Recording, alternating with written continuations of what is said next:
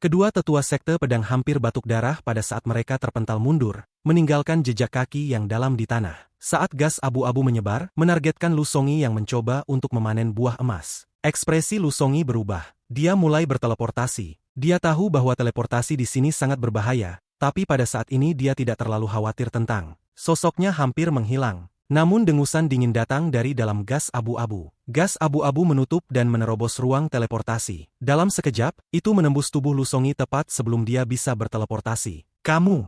Ekspresi Lu Songi berubah dan dia akan berbicara, tetapi tubuhnya bergetar dan mulai mengembang. Adegan ini terlalu aneh. Tubuh Lu Songi mencapai batas sebelum meledak. Seorang kultivator formasi jiwa sekte pedang meledak begitu saja. Suara itu bergema di dalam lembah sementara sejumlah besar daging dan darah menghujani tanah. Kabut darah perlahan mengelilingi daerah itu. Dalam kabut darah, sosok berpakaian ungu berjalan ke lembah. Orang ini memiliki rambut panjang. Wajahnya tidak tampan tapi dia mengeluarkan perasaan luar biasa. Di jarinya ada 2 gas abu-abu. Di pinggangnya ada tanda ungu dengan angka 7. Penampilan Wang Lin menyebabkan seluruh lembah menjadi sangat sunyi. Wajah Kuo Xingyi pucat dan tubuhnya gemetar. Tangan kanannya mencengkeram pedangnya. Saudara juniornya mengungkapkan ekspresi ketakutan. Akhirnya dia tidak tahan lagi dan karenanya dia berlutut untuk muntah. Wajahnya sangat pucat. Adapun pemuda berjubah biru yang tampaknya bukan berasal dari sekte pedang, dia tampak lebih khawatir dari sebelumnya. Selain mereka bertiga, Qian Qin mengungkapkan ekspresi gelisah.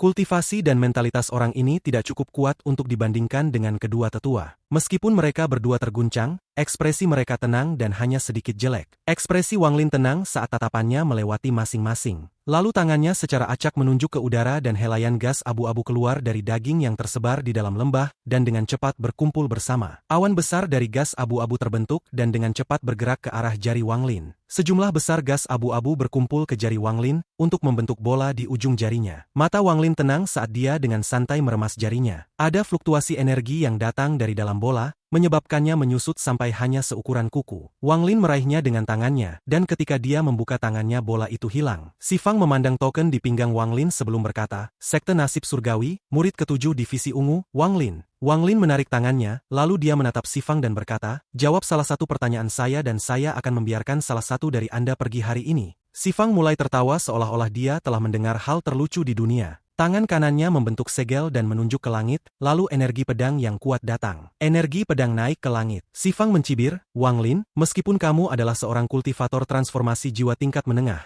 dengan kita berdua pada tahap awal bersama dengan harta pedang kita, bahkan jika kamu membunuh kami, kamu akan terluka parah. Mari kita lihat bagaimana Anda akan pergi ke Laut Roh Iblis Timur dalam 1,5 bulan. Dia sudah mendengar desas-desus tentang daftar orang yang dipilih untuk memasuki Laut Roh Iblis Timur. Dia mendengar bahwa murid ke-7 Divisi Ungu yang baru diterima adalah salah satu yang dipilih. Sekarang dia telah melihat Wang Lin, dia memutuskan untuk bertaruh. Dia bertaruh bahwa Wang Lin tidak akan berani bertindak santai terhadap mereka karena mereka berdua bisa membalas dengan kekuatan penuh dan akhirnya melukainya. Ini akan mengacaukan perjalanan Wang Lin ke Laut Roh Iblis Timur. Penatua pendek tidak berbicara sepatah kata pun sejak Wang Lin muncul, tetapi matanya telah terkunci padanya. Sekarang dia mendengar kata-kata Wang Lin, dia menyadari bahwa ada sesuatu yang salah. Menurut pengamatannya, orang ini bukanlah orang yang melakukan sesuatu tanpa dengan cermat mempertimbangkannya. Daripada membuang-buang waktu berbicara dengan orang ini, ia lebih suka mereka bergabung dan mengambil kesempatan ini untuk menyerang. Peluang mereka untuk menang melawan kultivator transformasi jiwa tahap pertengahan dengan 2 kultivator transformasi jiwa tahap awal sudah tidak tinggi. Tetua pendek mengepalkan giginya dan tanpa sepatah kata dia mulai bergerak. Dia membuka tasnya dan bendera berwarna darah muncul di tangannya. Dengan satu gelombang, kabut darah keluar dari bendera dan segera menutupi seluruh tubuhnya. Terima kematianmu. Tetua pendek itu berteriak saat tangannya membentuk segel dan dia dengan kejam mengirimkan telapak tangannya. Beberapa cetakan telapak tangan muncul di dalam kabut darah dan melesat ke arah Wang Lin. Pada saat yang sama tetua pendek menggigit lidahnya dan meludahkan sejumlah besar darah esensi sambil mengucapkan mantra. Kekuatan misterius tiba-tiba muncul. Setan surgawi melahap, kepala ilusi muncul di belakang tetua pendek. Kepala ini sangat besar dan mengeluarkan aura dingin. Saat itu muncul, itu menyerbu ke Wang Lin.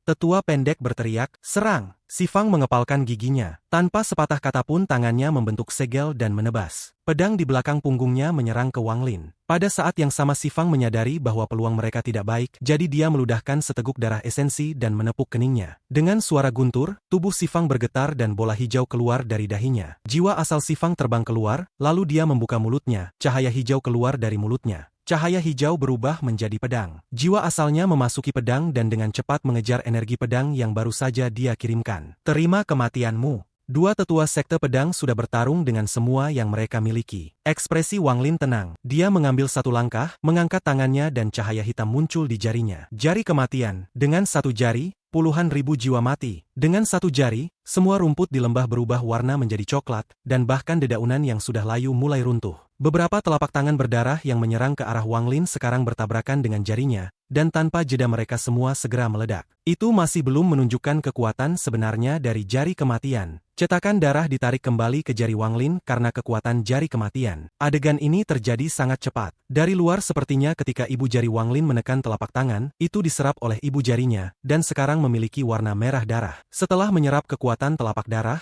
mata Wang Lin menjadi lebih dingin. Tidak hanya ibu jari tidak berhenti, itu bergerak lebih cepat. Wang Lin memotong energi pedang dari Si Fang dan kemudian segera menekan ibu jarinya di antara alis kepala hantu. Mata kepala hantu mengeluarkan cahaya hantu, dan pada saat ibu jari Wang Lin tiba, itu membuka mulutnya dan menelan ibu jari Wang Lin. Mata Wang Lin menyala dan dia tersenyum. Karena kamu ingin melahap, maka aku akan membiarkan kamu melahap isi mu. Dengan itu ibu jari Wang Lin mulai memerah saat dia mengeluarkan semua kekuatan yang telah dia serap. Pada saat yang sama sepotong kekuatan destruktif dari jari kematian memasuki kepala. Kepala hantu mulai berkembang. Sebuah tangisan datang dari kepalanya ketika dia mulai mundur. Dia hanya mundur 30 kaki sebelum dia meledak dengan keras. Mantra tetua pendek itu hancur, menyebabkan wajahnya pucat dan mengeluarkan banyak darah. Matanya dipenuhi teror saat dia berbalik dan lari tanpa ragu. Dia sangat takut. Dia pernah menggunakan mantra pelahap ini melawan kultivator transformasi jiwa tingkat menengah. Meskipun kultivator transformasi jiwa tingkat pertengahan itu dapat mematahkannya, ia dalam bahaya sepanjang waktu. Tapi Wang Lin bisa memecahkannya begitu saja. Bagaimana mungkin dia tidak lari? Wang Lin menatap tetua pendek itu melarikan diri. Dia mengeluarkan pedang surgawi, dalam pedang surgawi suara arogan Suli Guo. Hei jangan lari, aku akan membiarkan adik junior bermain denganmu. Begitu suara itu terdengar, pedang setengah bulan itu segera menyerbu ke arah tetua pendek. Semua ini terjadi sangat cepat. Pada saat ini energi pedang Si Fang mendekati Wang Lin. Wang Lin berbalik dan melihat jiwa asal Si Fang yang berada di pedang kecil. Ekspresinya tetap sama dan dia hanya mengangkat tangannya. Energi celestial logam keluar dan memenuhi lembah. Pada saat yang sama tangannya melepaskan cahaya keemasan dan pusaran perlahan mengembun di tengah telapak tangannya. Energi celestial 4 siklus logam, kata Wang Lin sambil mendorong telapak tangannya ke depan. Dengan serangkaian suara gemuruh, pusaran emas di tangannya keluar dan langsung bertabrakan dengan energi pedang. Pada saat ini sejumlah besar retakan muncul di lembah, dan banyak gunung mulai runtuh. Setelah energi pedang adalah pedang kecil dengan daun willow terukir di atasnya. Itu diarahkan melalui udara dan langsung menuju area antara alis Wang Lin. Kecepatannya menakutkan, jadi meskipun Wang Lin berada di tahap pertengahan transformasi jiwa, ia tidak ingin menyinggung kultivator transformasi jiwa tahap awal yang pergi keluar dengan menggabungkan jiwa asal mereka dengan mantra menyelamatkan diri mereka. Namun ini hanya berlaku sebelum dia memiliki Soul Lasher. Sekarang ekspresinya tetap tidak berubah. Dia dengan cepat mundur dan mengeluarkan Soul Laser yang langsung menyambuk. Dengan suara renyah, pedang kecil itu bergetar dan kecepatannya segera menurun. Ada suara garing lain ketika cambuk menghantam pedang. Raungan marah datang dari pedang kecil,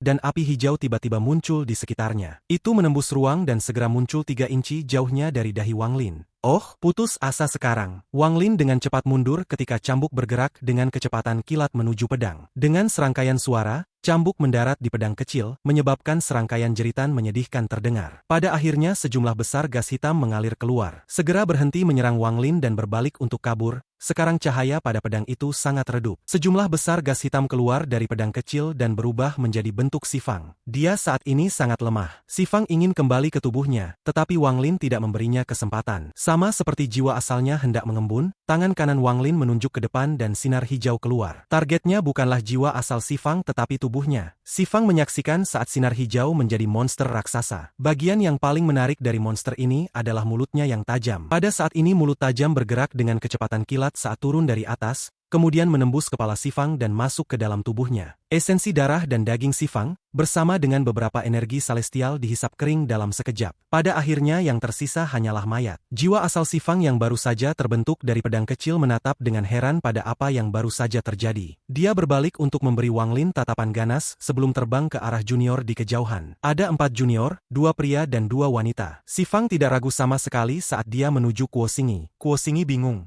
Dia tidak tahu mengapa tetua itu menuju ke arahnya. Visinya menjadi gelap dan tiba-tiba ada luka di dahinya. Itu adalah pedang kecil kecil, telah menembusnya. Tubuh Kuo Xingyi bergetar dan matanya redup. Namun matanya tiba-tiba menyala sekali lagi, tetapi ada rasa kelemahan yang kuat datang dari mata itu. Mata Wang Lin menjadi serius saat dia melihat fenomena itu dengan penuh minat. Harus dikatakan bahwa kepemilikan itu tidak sederhana, bahkan Situnan membutuhkan waktu lebih dari 10 hari untuk menyelesaikan kepemilikan. Namun tetua ini dapat segera mendapatkan kembali kesadarannya, dan sepertinya dia telah menyelesaikan sebagian besar proses kepemilikan. Poin ini mengejutkan Wang Lin. Pada saat ini wajah Kuo Xingyi pucat. Dia menatap Wang Lin dan dengan cepat berkata, "Rekan kultivator Wang, semuanya adalah kesalahan saya kali ini. Jika Anda membiarkan saya pergi, saya akan memberi Anda metode teknik kepemilikan cepat ini. Saya juga bersumpah dengan jiwa saya bahwa saya tidak akan pernah membicarakan masalah ini di sini hari ini." Dengan itu Si Fang melambaikan tangannya. Selain dari Qian Qin, dua lainnya segera meledak dan mati. "Rekan kultivator Wang, gadis ini Qian Qin masih perawan. Saya memiliki mantra yang dapat menggunakan perawan untuk menyembuhkan luka Anda. Jika Anda membiarkan saya pergi, saya akan memberikan mantra itu juga." Jantung Si Fang berdebar sangat kencang saat dia memandang Wang Lin. Jika dia tidak dipaksa ke sudut, dia tidak akan memohon seperti ini. Tubuh Qian Qin gemetar setelah mendengar kata-kata Si Fen. Dia menatap Wang Lin dengan ekspresi rumit sebelum mengepalkan giginya, berlutut ke tanah dan dengan lembut berkata, "Aku mohon senior untuk membunuh orang ini dan tetua sekte pedang lainnya. Qian Qin tidak punya apa-apa untuk diberikan, tapi saya bersedia menghabiskan hidup saya melayani senior." Wajah Si Fang suram dan sedikit niat membunuh melintas di matanya. Ekspresi Wang Lin tetap sama saat dia perlahan berkata, "Apakah kamu tahu jika ada sesuatu yang tidak normal ketika Dewa Pedang Ling Tianho kembali dari alam surgawi 200 tahun yang lalu?" 200 tahun yang lalu. Si Fang kaget. Dia merenung sejenak sebelum matanya menyala. Dia memandang Wang Lin dan bertanya, "Apa kamu berbicara tentang roh pedang itu?" Mata Wang Lin menjadi serius dan dia berkata, "Ceritakan tentang hal itu." Si Fang merenung. Setelah sekian lama, dia dengan pahit berkata, "Saya hanya mendengarnya, jadi saya tidak tahu detailnya. Saya mendengar bahwa Dewa Pedang berantakan ketika dia kembali, dan setelah itu serangkaian pembunuhan terjadi di dalam sekte. Akhirnya roh pedang yang tidak dikenal muncul dan bertempur dengan Dewa Pedang. Setelah itu roh pedang menghilang. Tidak ada yang tahu kemana perginya." Wang Lin menatap Si Fang. Orang ini tidak mengatakan yang sebenarnya. Ekspresi Wang Lin tidak berubah. "Tempatkan metode kepemilikan cepat Anda di batu giok dan berikan kepada saya." Si Fang mengangkat kepalanya. Dia memandang Wang Lin dan berkata, "Apakah Anda setuju untuk membiarkan saya pergi?" Wang Lin dengan dingin menatap, "Itu akan tergantung pada mantra yang kau kasih asli atau palsu." Si Fang mengepalkan giginya saat dia mengeluarkan batu giok dan mencetak teknik kepemilikan dan mantra penyembuhan di atasnya. Lalu dia melemparkan batu giok langsung ke Wang Lin. Wang Lin menangkapnya dan mulai membacanya dengan akal ilahi. Dia langsung melewati mantra yang menggunakan perawan untuk penyembuhan dan fokus pada teknik kepemilikan. Mata Si Fang berbinar dan tanpa ragu dia mulai bergerak. Dia menyerbu ke kejauhan dan hendak meninggalkan lembah. Wang Lin bahkan tidak menatapnya saat dia menunjuknya dengan jari kirinya. Gas abu-abu yang melingkari jarinya melesat ke arah Si Fang, memecahkan penghalang suara dalam proses itu. Si Fang segera memperhatikan. Dia menyentakkan kepalanya dan berteriak, "Wang Lin, apakah Anda masih seorang kultivator?" Tubuhnya berkedip. Dia akan berteleportasi tetapi dia baru saja selesai memiliki tubuh ini, jadi semuanya dalam keadaan lemah. Tepat ketika tubuhnya mulai menggunakan energi celestial, dua untaian gas abu-abu melesat dan mendekatinya dengan kecepatan yang tak terbayangkan. Mata Si Fang menyusut, lalu tubuhnya gemetar dan berhenti bergerak. Dua helai gas abu-abu sudah memasuki tubuhnya. Setelah 3 napas waktu, dengan suara keras, tubuh Si Fang runtuh. Sejumlah besar daging dan darah menghujani dan gas abu-abu sekali lagi berkumpul dari daging dan kembali ke Wang Lin. Wang Lin mengangkat kepalanya dan akal ilahinya menarik diri dari batu giok. Teknik kepemilikan cepat ini memang memiliki nilai. Wang Lin menyingkirkan batu giok dan melihat ke kejauhan. Di sanalah bilah setengah bulan dan pedang surgawi berada. Tetua pendek terperangkap oleh mereka dan sedang menunggu pertanyaan Wang Lin. Wang Lin tidak segera pindah ke sana tetapi perlahan berjalan ke sisi barat lembah. Disinilah semua buah emas berada. Dia mengambil buah dan menciumnya. Tindakan Wang Lin menyebabkan binatang buas yang baru saja memakan tubuh Si Fang mulai dengan cepat menggerakkan sayapnya. Matanya mengungkapkan keinginan untuk melahapnya. Bahkan wanita bernama Qian Qin matanya menjadi serius ketika dia melihat buah emas di tangan Wang Lin, dan dia hanya menghela nafas. Sektenya telah menghabiskan banyak upaya untuk menemukan buah emas, tetapi mereka tiba-tiba bertemu orang-orang dari sekte pedang. Dia awalnya berpikir bahwa semuanya diatur di atas batu, tetapi kemudian ada perubahan tiba-tiba yang mengakibatkan pemandangan di depannya. Kemunculan Wang Lin dengan mudah mengubah segalanya. Wang Lin dengan lembut berbisik, "Jangan khawatir. Setelah nyamuk mendengar ini, ia dengan cepat mengangguk. Matanya berisi sedikit fanatisme. Saat Wang Lin memegang buah emas, dia ingin menguji apakah buah ini bisa mengisi elemen logam dari manik penentang surga. Jika tidak, dia hanya akan memberinya ke nyamuk. Manik penentang surga hanya kekurangan unsur logam setelah pertempuran di makam Suzaku, itu masih kekurangan setengah dari elemen yang diperlukan.